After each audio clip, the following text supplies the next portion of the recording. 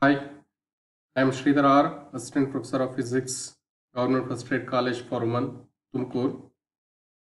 Now I am going to record a video on the capacitance of the cylindrical conductor, which is a topic of the first BSc second semester students of Tumkur University. So now I am going to explain the capacitance of the cylindrical capacitor, for which we have to take the two cylinders, coaxial cylinders, that means whose the center of axis will be the same for both the cylinder, and here we are chosen the two hollow cylinders, and here small a and small b are the two small a and small b are the radii of the two cylinders A and B. So capital A is the inner cylinder, which is having the radius small a, and capital B is the outer cylinder, which is having the radius small b. The outer surface of the outer cylinder is connected to earth, and the length L is the length of the cylinder. Both are having the same length, only the radius is the difference. And between the two cylinders A and B, there will be a gap. That gap is filled by the air medium as a dielectric medium. We can fill that gap by any dielectric medium to increase the capacitance of the conductor. But here we are choose the air gap. We are choose the air medium in the space between the A and B.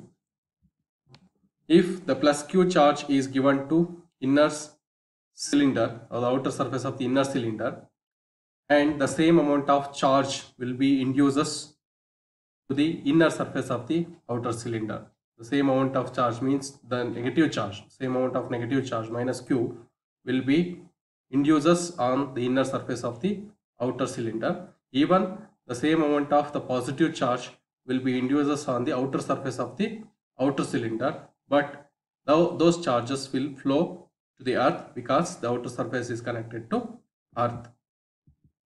So here we are consider the two the cross section of the two cylinders A and B. This is the cross section, and cross section of A, and this is the cross section of B.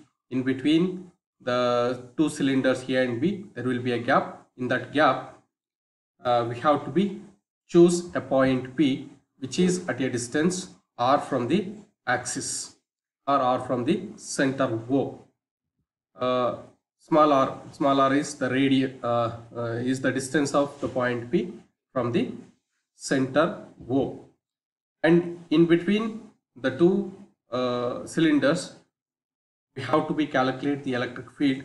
So electric field at a point P between the A and B is E is equal to 1 divided by 2 pi epsilon naught L Q divided by R. This one we are discussed in the previous classes, and there we are discussed the electric field due to infinite line of charge. So because the line of charge is like a cylinder, so therefore the E will be equal to 1 divided by 2 pi epsilon naught lambda divided by R. We derived the expression. So where that lambda is the linear density of charge, so the linear density of charge lambda will be equal to Q divided by L. So therefore we can write the electric field due to this cylinder E is equal to 1 divided by 2 pi epsilon L Q divided by R. And also we can calculate the potential difference between the cylinders A and B, and which is equal to V is equal to minus integral of the limits from B to A E dot dl. So where E is the electric field and dl is the displacement vector, and here we have taken the limits B to A. So B is the radius of the outer cylinder, A is the radius of the inner cylinder.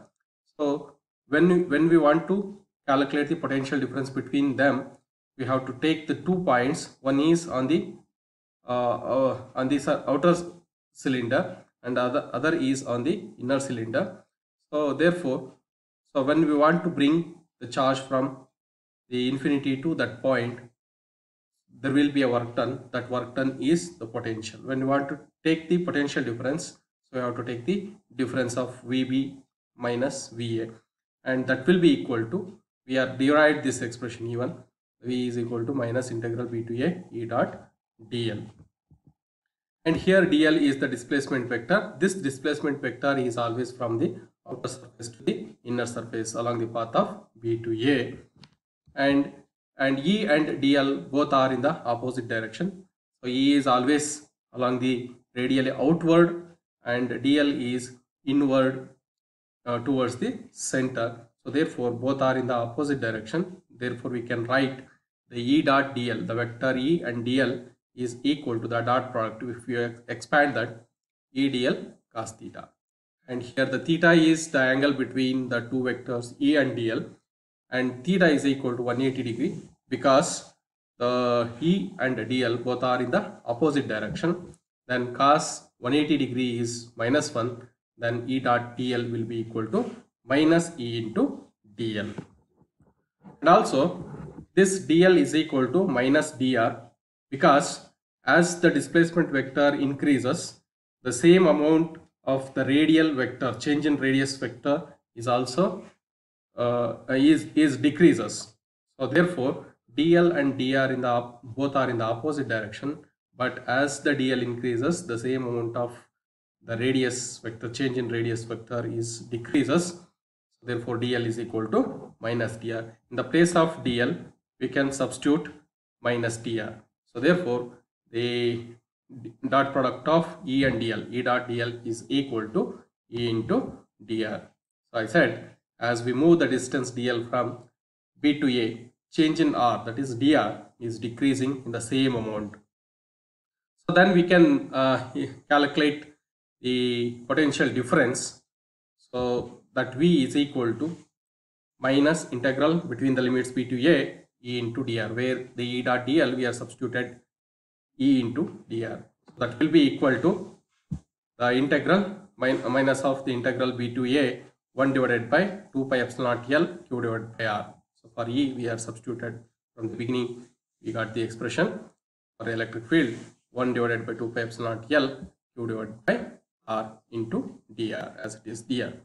And here 1 divided by 2 pi epsilon naught L into Q is the constant terms we can take outside, minus Q divided by 2 pi epsilon naught L integral between the limits B to A dr divided by R. So if you integrate the 1 divided by R, you will get the log R. Apply the limits from B to A, so then you will get the log A minus log B.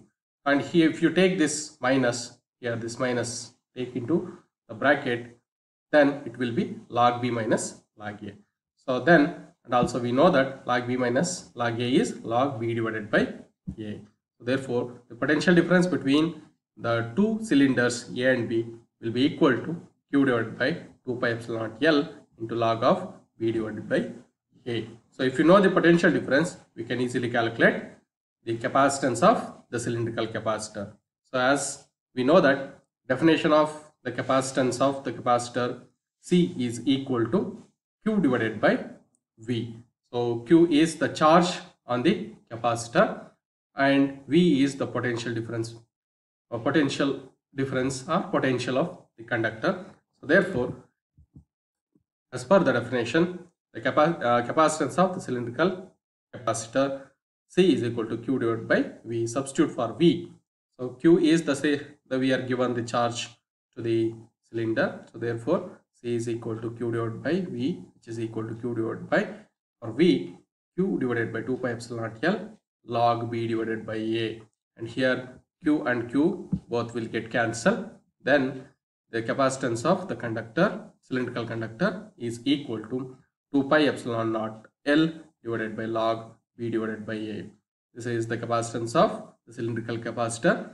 Now you can observe the capacitance of the cylindrical capacitor is not depends on the charges on the conductor. It is purely depends on the dimensions of the conductor and the type of the conductor. So here the cylindrical type of conductor, size and shape of the conductor depends only on the capacitance of the capacitor depends only on size and shape of the conductor. Thank you.